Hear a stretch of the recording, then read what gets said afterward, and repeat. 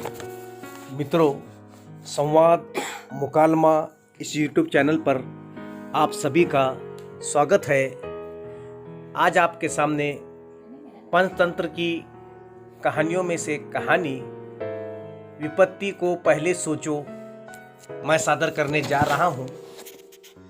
किसी जंगल में एक बूढ़े वृक्ष पर बहुत सारे बगुले रहते थे। उस वृक्ष की जड़ में एक सांप रहता था। वो बगुले के बच्चों को खा जाता था।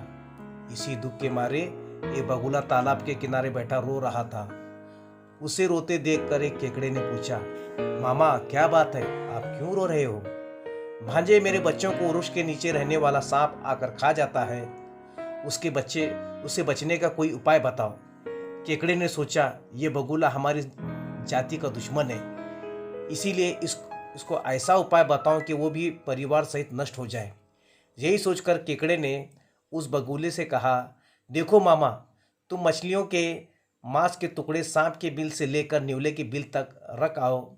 बस उधर नेवला निकलेगा और आते ही सांप को मार देगा। बस तुम्हारा शत्रु अपने आप मर जाएगा। बगुला केकड़े की बात सुनकर खुशी खुशी घर लौटा। उसके आते ही वही किया जो केकड़े ने कहा था। नेवला मछली के मांस को सूंघता हुआ सांप के बिल तक पहुंच गया और वहां पहुंचकर सांप को मार दिया, किंतु उसके साथ ही वो वृक्ष पर चढ़कर उन बगुलों को भी खा गया जो वहां पर बैठे थे।